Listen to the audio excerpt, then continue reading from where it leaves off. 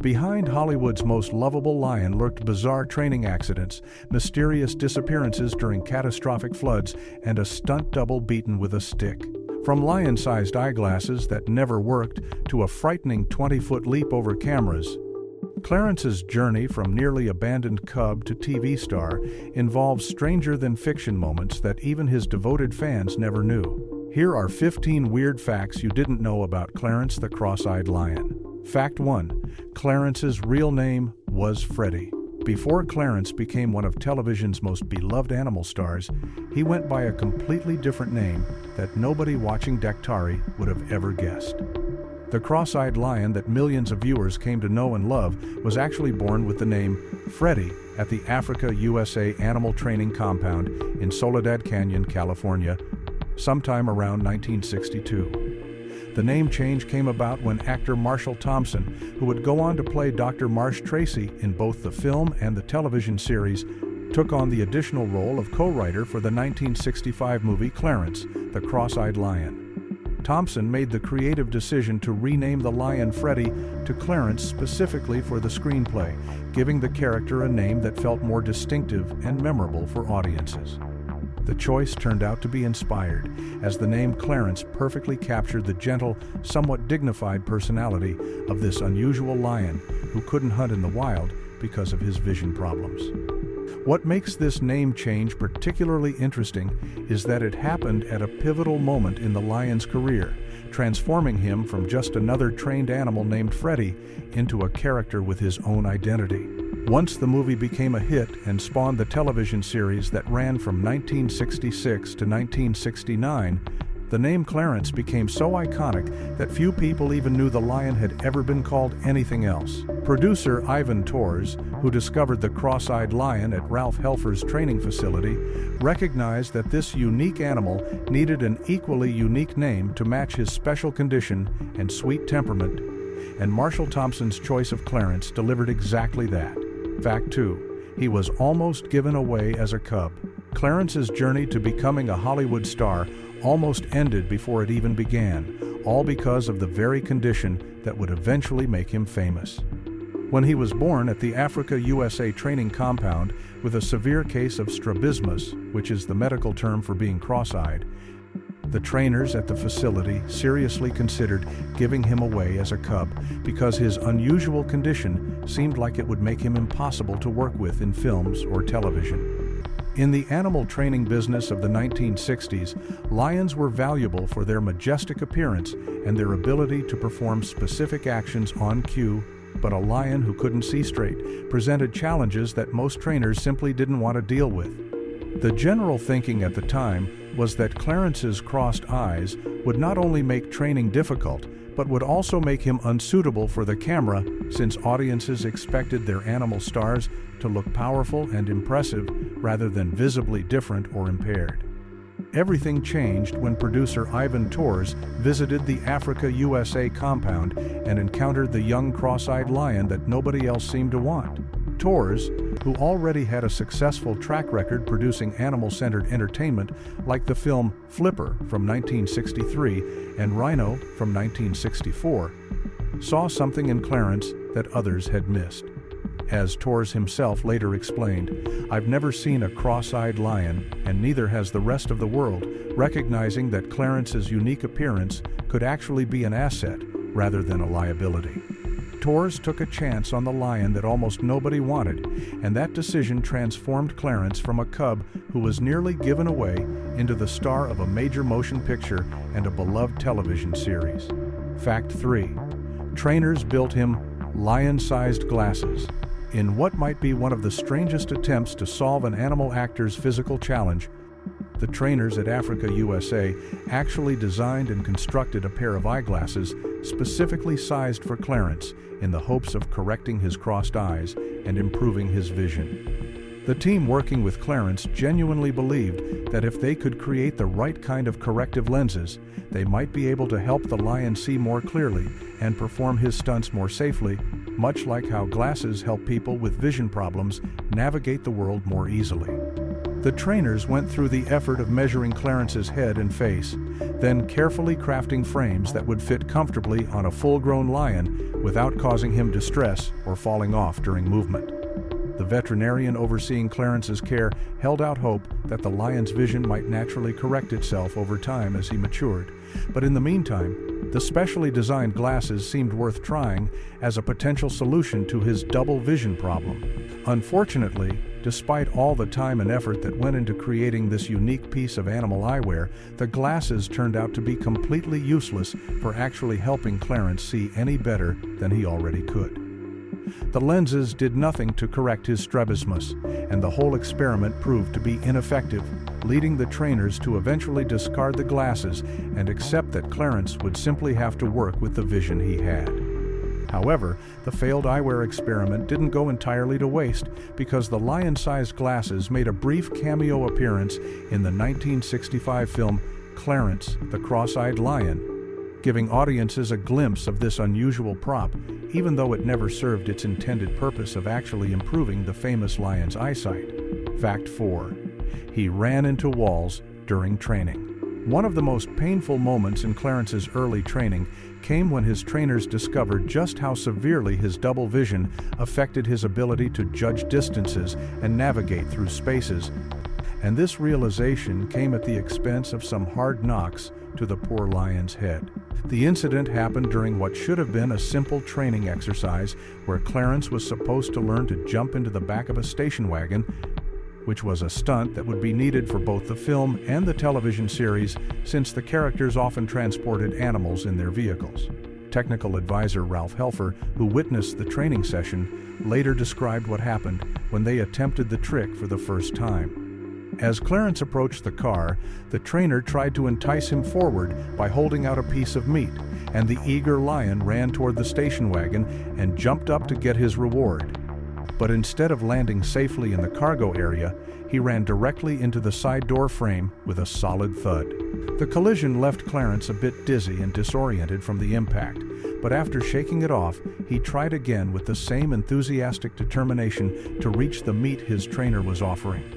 Unfortunately, the second attempt ended exactly like the first one, with Clarence once again clobbering his head on the framework because his crossed eyes simply could not give him an accurate sense of where the opening actually was in relation to his body. These repeated collisions during training made it crystal clear that Clarence's vision impairment was not just a cosmetic quirk, but a genuine disability that would require special accommodations and alternative training methods to work around safely. Fact 5. Special funnel training for vision problems. After realizing that traditional training methods weren't working for Clarence because of his severe vision problems, the team at Africa USA came up with a creative and highly unusual solution that involved building a special piece of equipment designed specifically to help the cross-eyed lion learn how to focus his eyes more effectively. The trainers constructed a long walkway that was shaped like a funnel, meaning it started out wide at one end and gradually became narrower as it progressed toward the other end, creating a tapering corridor that would force Clarence to pay closer attention to his surroundings as the space around him got tighter.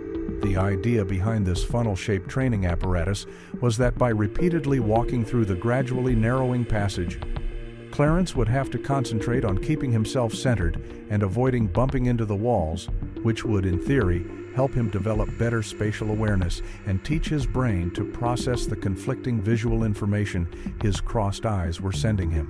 This type of specialized vision training was essentially physical therapy designed for a lion, attempting to help Clarence compensate for his double vision by giving him repeated practice in judging distances and navigating through confined spaces in a controlled environment. The trainers hoped that, over time, the funnel exercise would improve Clarence's ability to coordinate his movements and make him safer to work with on set, especially for scenes that required him to move through doorways, jump into vehicles, or navigate around props and other actors. While the funnel training did help Clarence become more careful and deliberate in his movements, it couldn't actually fix the underlying strabismus that caused his eyes to point in different directions, so the lion continued to see double throughout his entire career in Hollywood. Fact 6. 3 different lions played Clarence. while audiences watching Daktari believed they were seeing the same lovable cross-eyed lion in every scene. The truth is that 3 different lions actually shared the role of Clarence throughout the production of both the film and the television series.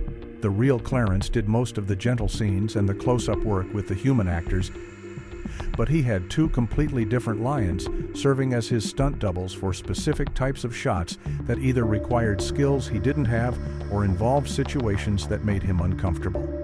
The first stand-in was a lion who had previously been known as Zamba but was renamed Leo for his work on the show, and this particular Leo was brought in specifically to handle any scenes involving large motorized vehicles like trucks because Clarence had a genuine fear of big cars and would become anxious whenever he had to work near them. The second stunt double was another lion also named Leo, and this one came from a family in Utah and had a much more aggressive temperament that made him perfect for scenes that required snarling, roaring, or any kind of threatening behavior that the gentle Clarence simply wouldn't do naturally.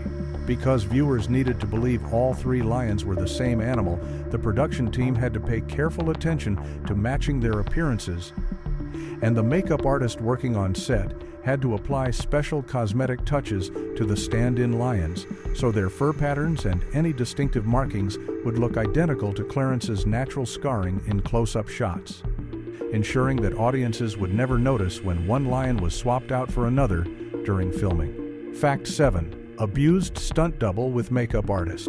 The production team went to extraordinary lengths to maintain the illusion that viewers were always watching the same lion, and one of the most unusual aspects of this deception involved hiring a dedicated makeup artist whose entire job was to make the stunt double lion look exactly like Clarence for the camera. The lion who stepped in for vehicle scenes, the one formerly known as Zamba, who had been renamed Leo, actually had his own personal makeup artist who would carefully study Clarence's appearance before each shoot and then recreate his distinctive markings on the stand-in lion. Clarence had natural scarring on his face and body that made him recognizable, and these marks were like fingerprints that helped identify him as an individual animal. So the makeup artist had to painstakingly apply cosmetic scarring to Leo's fur in all the right places to match Clarence's unique patterns. This attention to detail was especially important for close-up shots, where viewers might notice differences between the 2 lions if the markings didn't line up perfectly. And the makeup work had to hold up under the bright studio lights and outdoor filming conditions without smudging or wearing off during takes. The process of applying this cosmetic work to a fully grown lion required patience and skill, since the animal had to stay calm and cooperative while someone worked on his face and coat with brushes and makeup products designed to temporarily alter his appearance. This level of makeup artistry for an animal performer was quite sophisticated for 1960s television production, showing just how seriously the Daktari team took the continuity and believability of their cross-eyed lion character across all the different scenes and situations where he appeared. Fact 8. Violent stunt lion had dark past. The second stunt double, who handled all the aggressive scenes for Daktari, had a tragic backstory that explained why he was so different in temperament from the gentle Clarence, and understanding where this lion came from makes his role in the production both more understandable and more disturbing. This particular Leo, who was specifically used only for snarling shots and attack sequences that couldn't involve the actors getting too close, had come to the Africa USA training compound from a family in Utah who had kept him as a private exotic animal. According to reports from the trainers who worked with him, Leo's previous owners had subjected him to severe mistreatment that included regularly beating him with a stick, which was a cruel and outdated method that some people mistakenly believed was an effective way to control dangerous animals. This abuse had lasting psychological effects on Leo, leaving him with a ferocity and mistrust of humans that made him completely unsuitable for the kind of gentle, affectionate scenes that Clarence performed so naturally with the cast members.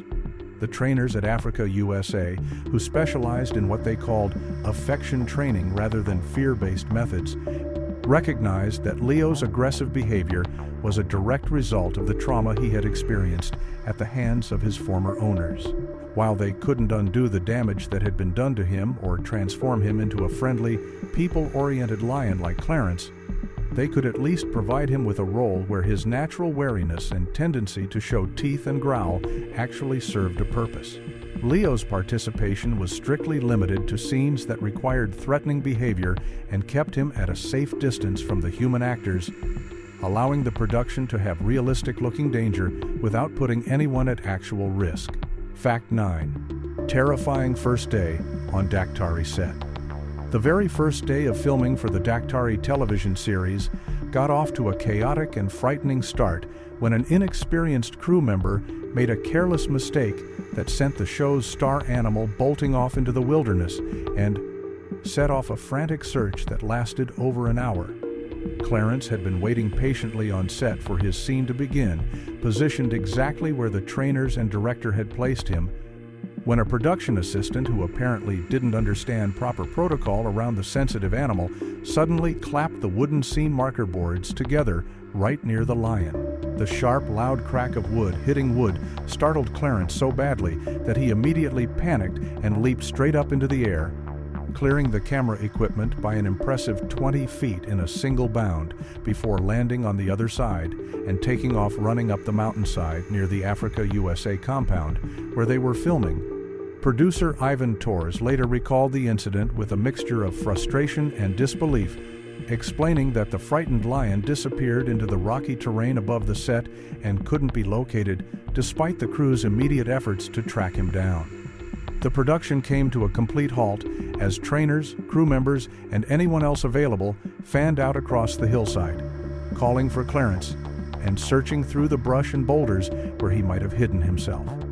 It took a full hour and a half before they finally found the cross-eyed lion and coaxed him back down to the filming location, and the incident served as a harsh lesson to everyone on set about the importance of maintaining a calm, quiet environment when working with trained wild animals who could be easily spooked by unexpected noises. Fact 10. Nicknamed the Shirley Temple of Lions.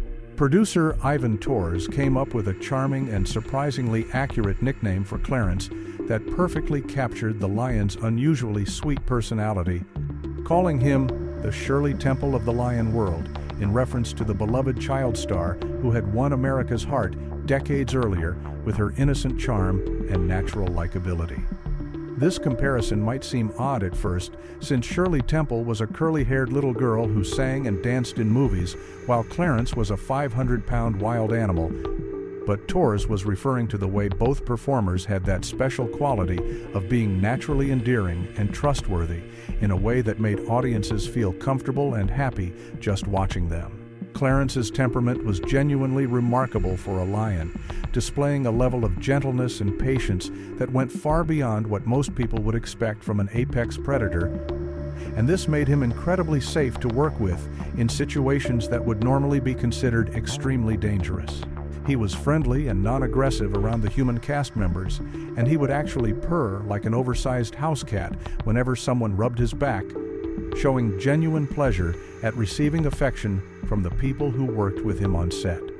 Perhaps most impressively, Clarence could work safely alongside children and other animals without showing any signs of the territorial aggression or predatory instincts that are natural to lions in the wild, which made him invaluable for a family television show that often featured young actors and a whole menagerie of different species interacting together.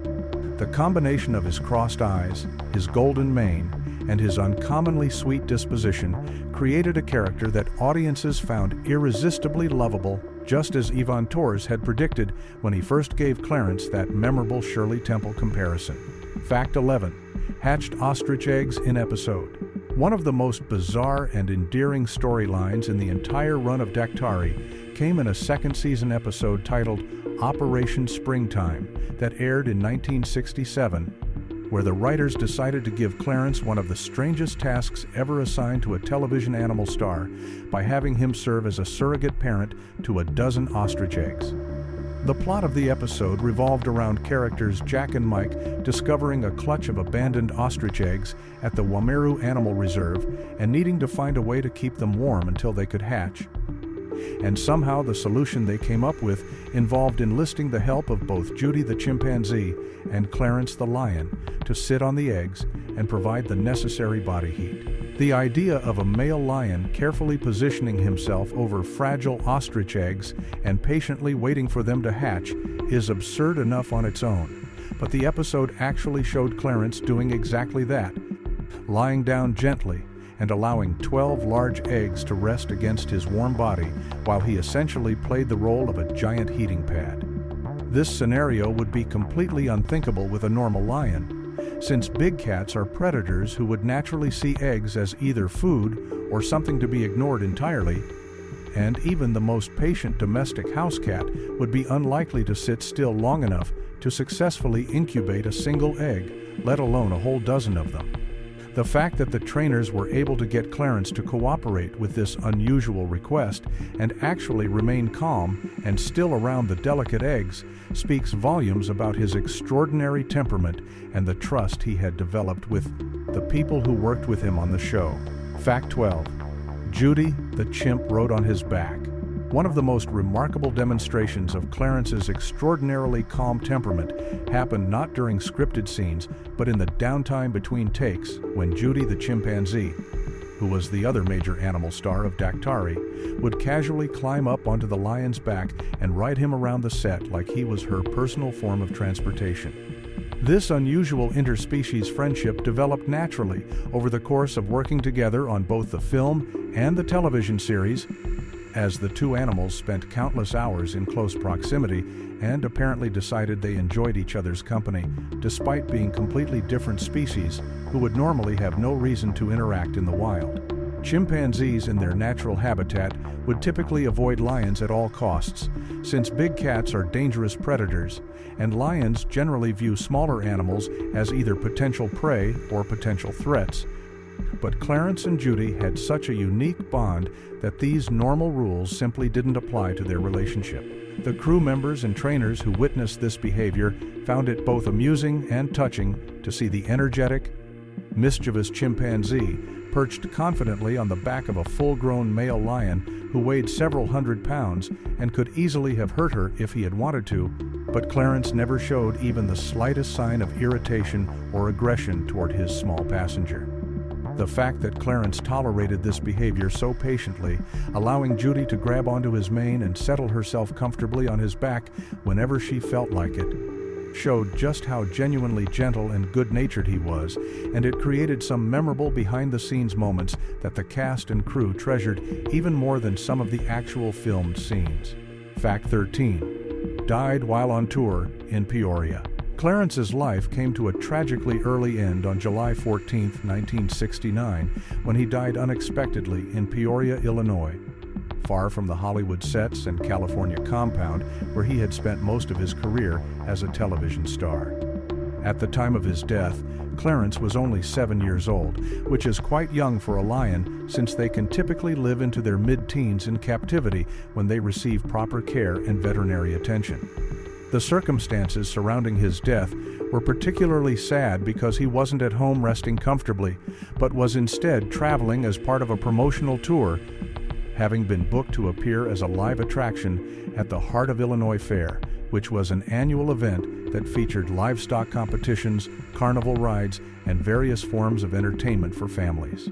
When Clarence wasn't actively filming episodes of Daktari or working on other productions, his handlers would sometimes book him for personal appearances at fairs, expositions, and other public events where fans could see the famous cross-eyed lion in person, and these appearances helped keep him in the public eye while also generating additional income. The final episode of Daktari had aired on CBS approximately 6 months before Clarence's death, so he was essentially in a transition period of his career when the tragedy occurred, no longer working regularly on the show, but still maintaining a presence as a celebrity animal through these touring engagements. The news of his death was particularly heartbreaking for the cast and crew who had worked closely with him and had come to genuinely care about the gentle lion who had been such an important part of their television family for several years. Fact 14. Betsy Drake's final film role. The 1965 film Clarence, The Cross-Eyed Lion holds a special place in Hollywood history because it marked the final screen appearance of actress Betsy Drake, who had lived one of the most remarkable lives of any performer in the entertainment industry before choosing to walk away from acting entirely. Drake played Julie Harper, a wildlife researcher and love interest for Marshall Thompson's character in the film, and this would be the last time audiences would see her in a movie before she permanently retired from the business. Betsy Drake had been married to legendary actor Cary Grant from 1949 to 1962, making her his third wife during a marriage that lasted 13 years, and their divorce had been finalized just 3 years before she took on this role in the animal adventure film. Beyond her connection to one of Hollywood's biggest stars, Drake had survived one of the most famous maritime disasters of the 20th century when she was a passenger on the Italian ocean liner Andrea Doria in 1956, managing to escape when the ship collided with another vessel and sank off the coast of Massachusetts.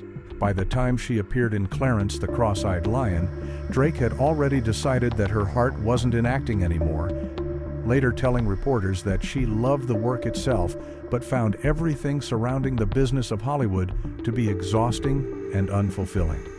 After completing her scenes with Clarence and the rest of the cast, she left the film industry behind entirely and reinvented herself as a psychotherapist, earning advanced degrees and dedicating the rest of her life to helping children and families rather than pursuing fame in front of the camera.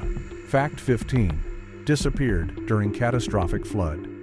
One of the strangest and most confusing aspects of Clarence's story involves conflicting accounts about what happened during the catastrophic flooding that destroyed the Africa USA compound in January of 1969, creating a mystery that has never been fully resolved. According to animal trainer Ralph Helfer's written account in his book about the disaster, when the powerful rainstorm hit Soledad Canyon and caused devastating floods and mudslides, Clarence and Judy the chimpanzee were placed together in a protective cage to keep them safe from the rising waters, but at some point during the chaos they managed to escape from their enclosure and disappeared into the surrounding wilderness. Helfer wrote that some of the animals who fled during the flood were found again later after the waters receded, but he specifically mentioned that Judy was not among those who returned, leaving her fate unknown. The confusing part of this story is that Clarence had actually already died 6 months earlier, in July of 1969, while on tour in Peoria, Illinois, which was a full 6 months before the January flood even happened, making it impossible for him to have been present at Africa USA during the disaster. This timeline discrepancy suggests either that Helfer's memory became confused when writing about the traumatic events years later, or that he was possibly referring to one of Clarence's stunt doubles who might have still been living at the compound under a similar name. The flood itself was very real and extremely destructive, with only 9 animals lost out of approximately 1,500 that were housed at the facility, but the exact details of which specific animals were present and what happened to each of them remained somewhat unclear due to the chaos of the evacuation.